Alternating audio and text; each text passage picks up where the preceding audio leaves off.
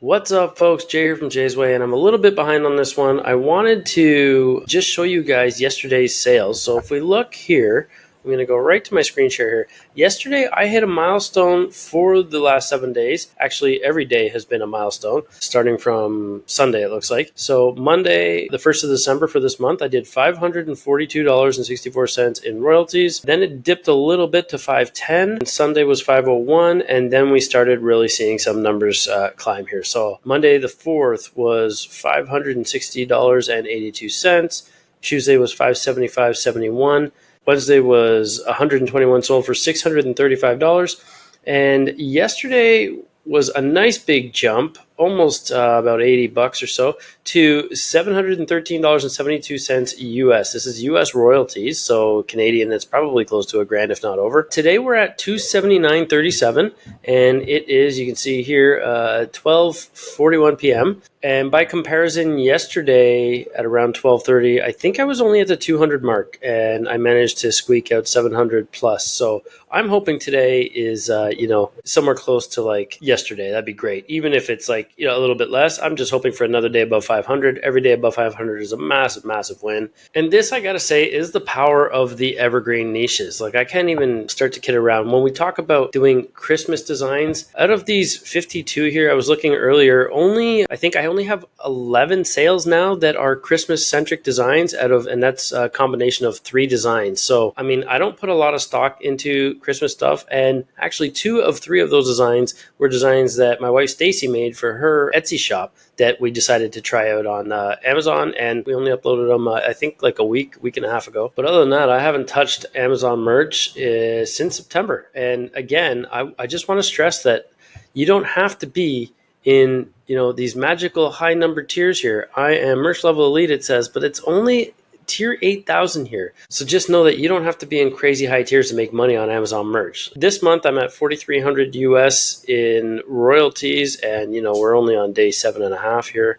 The previous month I did almost 9,000 in royalties. Last 7 days alone is obviously the same. It's not including today. But I am not at these unicorn tiers that you see other people at, right? There's people in tier 250,000. So after 8, it goes to I think it goes to tier 12K, then 25, and then 30, 40, 60, and then it jumps, I think, from 60 to 100, and then to 200 or 250. The people in those tiers, it's insane. It means they would have had to have uploaded, I won't be able to tier up unless I get 80% of these slots filled here, which is live designs. I've only got 1,400 live designs that you can see right here out of 8,000. I am probably honestly never going to get out of tier 8,000. So if I can upload even, this many designs over the course of the next 2 years, I'll be happy and surprised, because I've been on merch now 5.5 years, 6 years, I think. I've gotten, 1,400 unique designs up. That is spread across 31,000 products, because when you upload the merch, you can put it on a bunch of different products. But I am probably never going to upload another, 6,500 designs. I don't think that's ever going to happen. But these sales here also speak to the power of evergreen niches. And if you want to learn a little bit more about how to design for evergreen niches, then you can check out this video here. I'll link to it in the comments too. But I practice designing for evergreen niches as opposed to Christmas, because when Q1 hits, I don't want to see that full dead stop. The best sellers rank is basically an indicator of sales velocity. So I've got a few now that are sub 10,000, sub 20,000. So the lower the better. You can leverage your Q4 traffic to get the sales on your evergreens, so that in Q1, when the dust would otherwise settle for all your Christmas designs, because no one's going to be shopping in the first 3 months of the year for Christmas centric stuff, the sales velocity that your evergreen designs, and when we say evergreen, we talk about designs like the tree that stay green year round, ultimately selling year round and making money year round. The sales velocity of those designs are going to carry you through Q1 and hopefully slow down that giant valley, because with the Q4 peaks come the valleys. I spoke about this before, but the goal is to want to get your designs cranking through Q4 to A, make money, but B, also make sure that your first 2 quarters aren't terrible droughts. So that is the power of evergreen designs and kind of, staying somewhat niche focused. On that note, my next video is going to show a little bit more about my process for niche research. It seems to be the hot topic that everybody wants to know, like how I come up with designs and stuff like that. And it's going to be a little bit easier than I think you guys are ready for, right? Make sure you tune in for that one. But what I am super excited to practice now and check out is this right here. How to sell on Amazon without inventory, step-by-step guide. So this is posted in March. I found another article here that was updated October 6th. So this is relatively new. I am deep diving into this right now. I'm looking at Order Desk here. So my goal is to sell on Amazon Seller Central, because the only thing better for me than Merch by Amazon and Etsy would be selling on Amazon, but having the freedom and flexibility that would come with doing like a Shopify store or a .com, your own, standalone, because Amazon is a massive marketplace, and I can't wait to leverage this stuff. So like, you can literally start selling on Amazon with Printify. I'm stoked for this one because I already have a catalog of designs on Printify, of course, from the ones that have sold on Etsy, but we also have 5 Etsy shops, 6 Etsy shops, including my wife's, together, that we have designs for already that we can leverage and then just reuse them and put them on the biggest marketplace on the planet. Look at this. The reach here is 300 million shoppers on Amazon. This is nuts. And if I scroll back up here, one of the options is a Wix store. Then there's Codisto, if I'm saying that right, Codisto, Smarter Omnichannel. So you can actually push to Walmart too. So Walmart's another great place to sell your print-on-demand stuff with Printify. So that's going to be one of my videos coming up anyway, is how to sell on Amazon with Printify. I'm stoked for this. So there's WooCommerce you can use.